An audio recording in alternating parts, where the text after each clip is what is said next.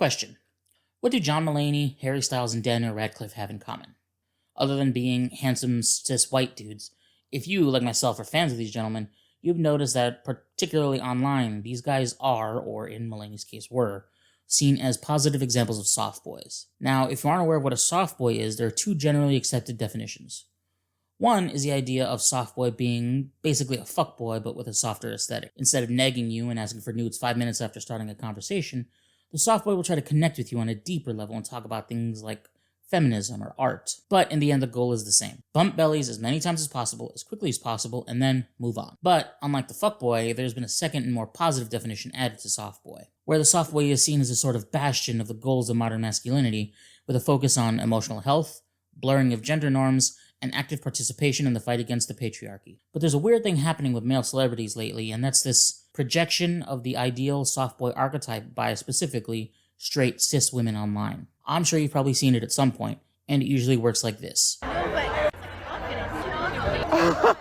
You're coming home with me. Unfortunately, the bar for non-toxic behavior of men is extremely low, so when an attractive, usually white, male celebrity shows any amount of positive soft boy behavior, the internet goes crazy for them. So the soft boy starts getting coverage for being a decent goddamn human being, and the internet locks onto its target and the standing begins. So obsessed with me, God.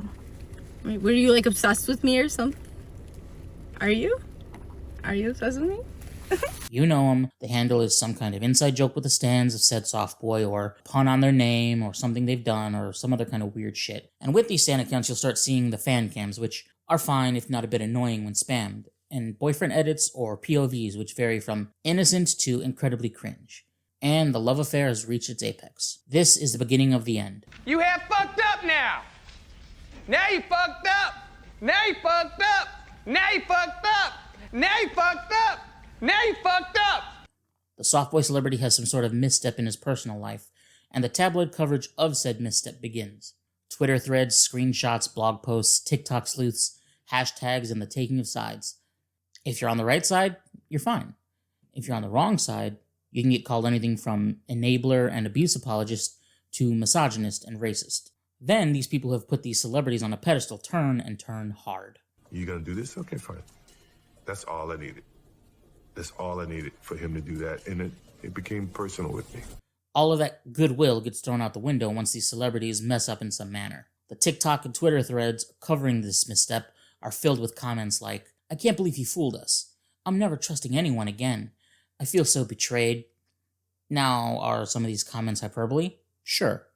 Are some of them trolls? Possibly. But the concerning part is that a lot of them seem sincere in their heartbreak.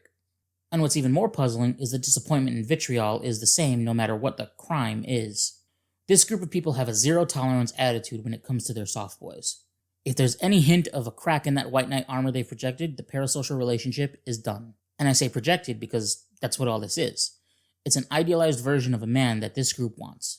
And now, I'm not going to go into the psychological reasons these attachments happen. There are plenty of other videos on here who explore that much better than I ever could, such as Uncle Herman, PhilosophyTube, Leadhead, and Naomi Cannibal, all of which will be linked in the description. I'm here to merely point out the projection versus reality of some of the biggest or more mainstream names when it comes to this phenomenon. Hey, if this visit is to continue, I'm going to stick part of my hand up your ass.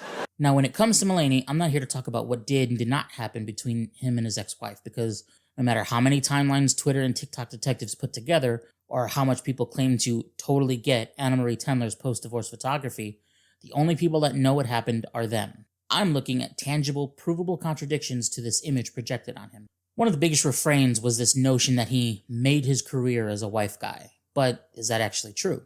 So, I watched every stand-up special and every interview I could find and literally timed out how much was spent talking about his wife.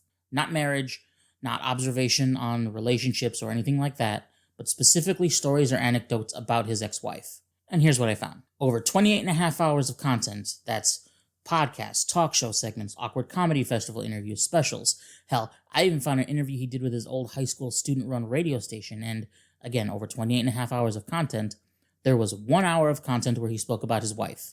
Actually, there was just under 52 minutes of content about his ex-wife, but I rounded up, sue me. That means doing the math with an online calculator, because there's no fucking way I'd be able to do that myself. That means only 3.5% of John Mulaney's available content is about his ex-wife. Furthermore, across his 4 hours of specials, there was a total of about 16 minutes about his ex-wife. That comes to just 6.6% of his specials being about his ex-wife. And most of the times in interviews where he mentions his ex-wife, many of them were pretty much the same stories. And if I'm being generous, maybe a third of all that content came off as what some would consider wife guy content. So, unlike someone like, say, Ned Fulmer or Rachel Hollis, who literally built brands on healthy, happy relationships, Mulaney never did that. As a matter of fact, if I wasn't dumb and forgot to time it, I would hazard a guess that he probably spoke more about partying, drugs, and alcohol than he ever did about his ex-wife. The other consistent talking point for the Mulaney has betrayed me crowd is that he cheated on his wife. Well, after looking at way too many articles and hitting that Google more results button more times than I ever have before, the only mention of John Mulaney possibly cheating is from an anonymous source who talked to Page 6 and was reposted by every celebrity gossip site ever, apparently. Oh, and a post from the oh-so-reliable Dumois. So, did John Mulaney cheat? We don't fucking know. And that's the point. This projection of a wholly innocent, head-over-heels wife guy was something that was not his doing. But once the news of the divorce and subsequent pregnancy announcement came, the reactions ranged from memes to anger and disappointment to straight-up misogyny. There were also incredibly gross takes where people were blaming Mulaney's addictions for the situation. But that's what happens when a projected softboy betrays the internet. But what about when a celebrity has even less of a hand in the image projected on him? Yeah, I've appeared naked on a Broadway stage. I have kissed Emma Watson. I'm the most famous person you've ever been near. For f***'s sake, you make me feel so inadequate! Now, full disclosure, I don't care about Harry Potter. That's not something that happened because of some rich tool's incredibly shitty opinions. I never cared for Harry Potter. I was the perfect age, it just didn't hit with me. So, my exposure to Daniel Radcliffe came after the Harry Potter films were done, and my appreciation for him was born mainly from interviews. I related to him through our similar interests and became a fan. I love rap, he loves rap. You're a big rap fan. I am, which surprises a lot of people about me. I love British comedy, he loves British comedy. I love the NFL, he loves the NFL. Yeah, that's a weird one. For you love American football. Yes, I do. It's a great sport and I'm obsessed with it. But because I came to be a fan of his through his interviews before his work, when I would see these Tumblr and later Twitter and TikTok posts projecting this sweet, wholly innocent image onto Radcliffe, it felt a little gross. There's an infantilization that happens with these softboy projections where the qualities that are upheld and perpetuated by these people are extremely superficial. These stories of Radcliffe being a good person are magnified and held up as the sole aspects of his personality, and either through lack of wanting to or just plain ignorance, his actual personality, interests, and even experiences just simply aren't explored. To these projectors, Radcliffe is the silly, kind, caring, dorky, blue-eyed angel of Harry Potter, relegating him to this white knight status that, based on other examples of them turning on other softboys, would be shattered if they found out, he was an alcoholic around the time of the end of filming Harry Potter and admits to sleeping with Harry Potter groupies. Radcliffe is a real person with complexity, as is John Mulaney, and Harry Styles, and Matthew Gray Gubler, and every other internet softboy darling. These adoptions and subsequent announcings of said softboys when they betray the internet's trust is also evidence to this idea that becomes more and more apparent that a certain segment of the younger generation have a zero tolerance for anything other than moral perfection, as can be seen by how many pieces of media get retroactively cancelled by this admittedly small but very vocal and extremely visible online group. No amount of apologizing or growing or learning as a person can make up for the trauma this group feels. An even more ridiculous piece of this pie is that the reaction and vitriol is the same no matter what the softboy in question did. Someone like John Mulaney gets the same vitriol as Ned Fulmer, who gets the same vitriol as Woody Allen and Harvey fucking Weinstein. But there's one more layer to this trifle of ridiculousness. So say it once, say it loud. I'm black and I'm proud. Now, the elephant in the room is that every single person we've talked about so far is a cis white man. This specific softboy adoration seems to only be attributed to cis white men. Cis men of color can drift into this pool but can be quickly pushed away, which is what happened to Donald Glover. I'm not British or a woman or particularly like being fucked in the ass.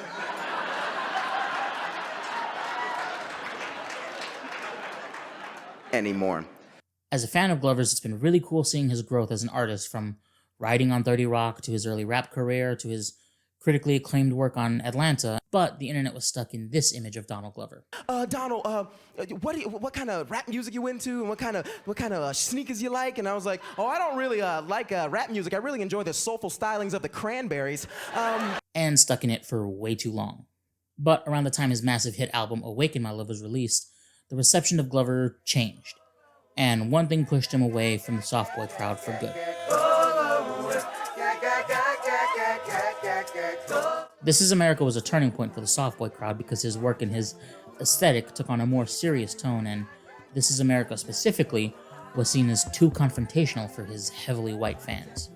The less silly persona of Glover was seen as a negative to the internet Softboy lovers who moved on from Glover, who was maybe not the only person of color they latched onto, but absolutely the most mainstream. From Harry. My name is Harry too. Harry! Harry Styles' Softboy image has evolved over time, from his teen heartthrob One Direction days to his current run as a fashion and music icon who blurs the gender lines and breaks the cycle of some toxic rock star tendencies.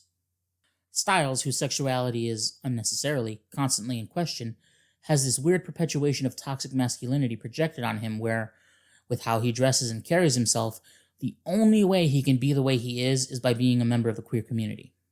Which then leads to another strange train of thought where bisexuality seems to be the only part of the queer community these soft boys possibly have projected on them. Is this because a bisexual man is the only way this group of fans can see these qualities they hold so dear being expressed while still maintaining a possibility for a possible relationship of some sort, even if it's only a fantasy? Who knows? But just like the group of people who are so adamant about Taylor Swift being a lesbian, or Gaylors as they are known. By the way, if you want a great deep dive into that train wreck, check out Broey Deschanel and Hannah Rain's podcast, Rehash, that has an episode on Gaylors in Season 1. This projection, or need to verify Styles' sexuality, comes off as a bit controlling. And while control doesn't seem to be the main focus of these softboy projectors, it is a part of it, hence the overreactions to any misstep their targets have. How did this happen? Well, in my opinion, and let me reiterate, this is just my opinion, this happens mainly due to two factors. And again, as I said earlier, I'm not qualified to dive into the possible mental and emotional reasons for this behavior. But I believe one of the factors is the bubble of content technology has allowed people to surround themselves in. Anyone who has dealt with the Super Hulot crowd or the Snapewives crowd knows just how much of a bubble people can choose to be in nowadays. Whether it's politics or creative media, technology has allowed people to consume what they want when they want. The other factor, which works in conjunction with the first factor, is the ability digital media gives these people to cherry pick what pieces of media they will consume and share within that bubble. Why is John Mulaney seen as the wife guy? Because the clips about him talking about his ex-wife were heavily circulated via TikTok, Twitter, and Tumblr specifically. Those pieces of media that show those softboy values people hold so dear were shared, memed, compiled, and collaged. And at a certain point, because of this, the prevailing narrative around Mulaney and his material turned him into the wife guy. Perception is reality, and when it comes to the public image of celebrities, for the majority of modern pop culture, the celebrity and their team were in control of that narrative. Today, however, while that's still mostly true, the internet can have a sort of tug-of-war with the celebrity over that narrative, especially when that celebrity doesn't have their own online presence. Okay, but what's so wrong about this type of behavior? It's not hurting anyone. And you're right. Mulaney's still touring, Harry Styles is still incredibly successful, and it hasn't affected Daniel Radcliffe's career, so what's the big deal? The deal is, this type of one-sided attachment can lead to some bad outcomes. For the target, well, just read any celebrity stalker story and you'll see evidence of where an unhealthy, unrealistic attachment to said celebrity can be. And for the fan, this kind of attachment building could possibly affect other relationships in their personal life. And again, these are just possible outcomes in a worst-case scenario. I'm not here to try and gatekeep how people express their fandom. But when that expression causes you to deny that celebrity their humanity and agency by expecting this idealized version of said celebrity, and when you feel like they've betrayed the image you expect, go online and spew hate and disappointment, it absolutely has a hand in shifting the wider perception of said celebrity. This type of fandom crosses into parasocial relationships and can be toxic for all involved, while letting the perception of said fandom take a negative hit. Just think of how most people perceive K-pop stans or Taylor Swift fans.